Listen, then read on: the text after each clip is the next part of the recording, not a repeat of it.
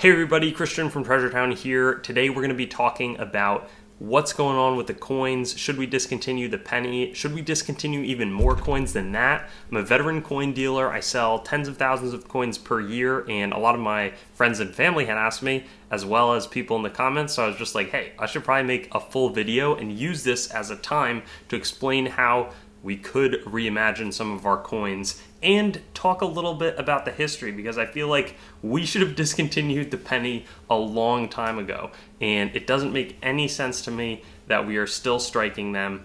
And I think that there's some, I'm not going to get too scientific in terms of articles. I know that there's a little bit of discussion like, look, we should have pennies to make change. I mean, I'm pretty sure we've produced billions of these, even in a year.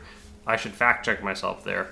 But there's a lot of pennies that are going to continue to circulate. There's a lot of nickels that are going to continue to circulate. And from a coin collecting perspective, there's an entirely different view on it that I would want to maybe use as a time to talk about. But I feel like the obvious answer is I've basically never used pennies. It seems really simple to me. Forget about if the government is losing money making them or not. I get, maybe it's a fun, obvious thing to point to if you're in the government right now and you want to, I don't want this video to get political at all. But let's think back. So there's a couple of other, if you didn't know, coin denominations that we used to strike that we no longer do. There's some crazy denominations. There's a $4 gold coin. That one only lasted 2 years. After the Civil War, they start experimenting and they're like, hey, we don't need to have, in 1857, they make these really big pennies. And then, prior to that, I think it was like 1793, 1857, the pennies were larger than a quarter. And they cut them to the size that they are today, but make them thicker because they still think, oh, people care about the metal in the coins. It used to be that we had, instead of a nickel, we had a half dime that was 90% silver. That was the first federally authorized struck U.S. coin in modern denominations. Maybe a few geocent. I might be tripping up some experienced coin collectors and numismatists with some of my wording there. But basically, we used to care about the metal that was in the coins. Then after the Civil War, we start making 2-cent coins. We start making a 3-cent nickel. Those go from about 1864. They last maybe a couple of years, I think, maybe till the 1880s on the 3-cent coin. I think 1873 is when we kind of phase out the 2-cent. But those are short-lived denominations. What about a longer denomination, which was the half cent? That was made 1793, 1857. Coinage Act of 1857 comes along. They say we used to be spending mostly non-US made coins in America. Think about how crazy of a monetary system if we were spending euros right now. We were literally mostly using Spanish coins. We used some English. And the issue there is that all the counterfeits and underweight coins would flow across the Atlantic and be used in America, and there was a big shortage of small change. But even back then, they cut out the half penny with the Coinage Act of 1857. So let's do a little quick math. I looked up inflation. Some source online is telling me that currently a penny back then is worth 36 pennies today. So half penny, that's about 20 cents. Again, we had a 20-cent coin. It didn't last for that long. It wasn't that commercially useful. But we discontinued the half penny when it was worth about 20 cents. So all of a sudden we're getting into a debate, should we discontinue the quarter? I think we should keep quarters. I think that they're useful.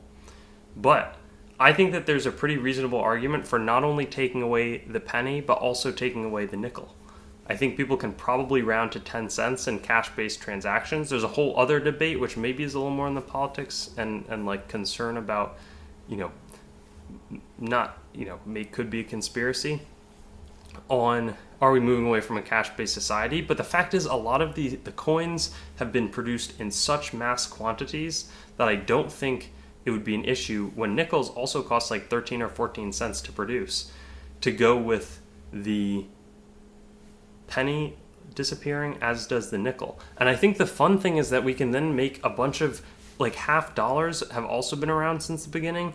In 2001 and since, they don't strike half dollars for general use. They strike a few million a year and they put them out for collectors. I think we could vastly expand the types of coins that we strike. So we have these awesome quarter commemorative programs. We're currently striking the women quarters. I feel like the penny, so Lincoln is the first person to go on a circulating coin in America. Before that, we would always have like a portrait of Liberty on there, but we commemorate him. I think it's his 100th anniversary of birth, 1809 to 1909.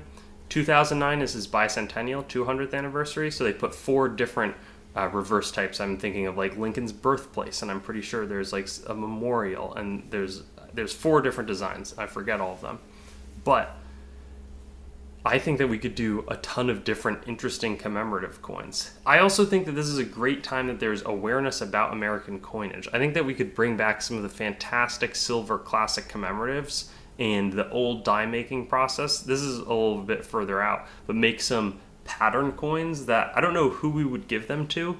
Maybe we could pay senators and pay congressmen instead of actually paying more. If we could get it in a fixed way with a good budget where the die making and art production maybe is not paid significantly a lot. If you make a limited edition of, say, 1,000 minted coins and give them to all there's 535 that could be off people, and I think that's right. I feel like maybe it's like 440 when you add in 100 senators. But if you make a mintage where each state governor and each senator, congressman, and each president and vice president get a coin, it's all the same coin instead of increasing their salary. I feel like collectors, if it's well produced, interesting pattern types, that could be a pretty good form of compensation. Now I'm just kind of throwing crazy ideas out there.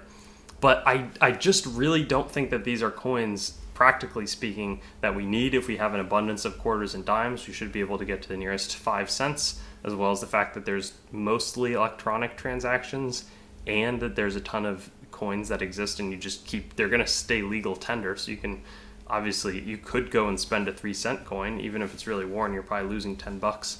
But I don't see a reason why we keep producing them. And I think it's an interesting time to be more aware about coins. It's like ancient coins are really popular. That's what I mostly deal in. And it doesn't matter that the Roman Empire, or, even maybe more specific, some random little town that was striking provincial coins in Central Asia in the 8th century does not have monetary authority. There's still a lot of interest in our history and in the traces of money, given how important it is since it was created in coin form in the 7th century BC. So, with all that to say, I think we got to get rid of the penny. The nickel probably needs to go as well. The dime, I think we probably keep the dime. We probably want to switch to a $1 coin and a $2 coin. It's what European nations and I think Australia and New Zealand have done. There's some vending machine pushback. I think that's like a big lobby. It's going to cost a lot to replace vending machines, so you probably keep the size of the quarter and the dime the same, and then those $1 and $2 coins. The dollar coin can stay the same. A $2 coin would look a little bit smaller. But think about the $500 bill. I was just looking. Now I'm going to go back on Google because I had gotten this ready. So the last $500 bill, they were issued until 1969, but they were last printed in 1945. And I'm seeing that it's like a 16-fold increase. So 16 times 500 is like $8,000. So imagine if we had $10,000 bills. They stopped them because there was concerns about money laundering. Honestly, having a bunch of $10,000 bills sounds kind of scary today, but we were printing and using $500 or $10,000 basically bills in the 40s. And so I don't understand why we don't bring back the 500. I feel like that would be pretty cool to be walking around. You have a $500 bill in your wallet that you can spend. And maybe that's where you put Lincoln, because you're taking him off the penny. Put Lincoln on the 500, and then you go out and you get Jefferson, and you put Jefferson on the 1,000. And all of a sudden, they're not going to be upset, because instead of being on the smallest stuff, they're on the biggest. Maybe you have to go Jefferson 500 Lincoln, and then you can find somebody else. Maybe you put Jackson on the 5, and you get Tubman on the 20. Some crazy thoughts here from a kind of crazy coin dealer. Let me know what you think. But I feel like I might be onto something. So I'll look forward to reading the comments later. Thanks for watching the video. Make sure to head on over to treasuretown.com and sign up for our email list to stay up to date on everything that's happening, whether it's auction updates, exciting new inventory drops, coin collecting news, or general informational resources. Hope you enjoyed the video, and I'll see you on another one.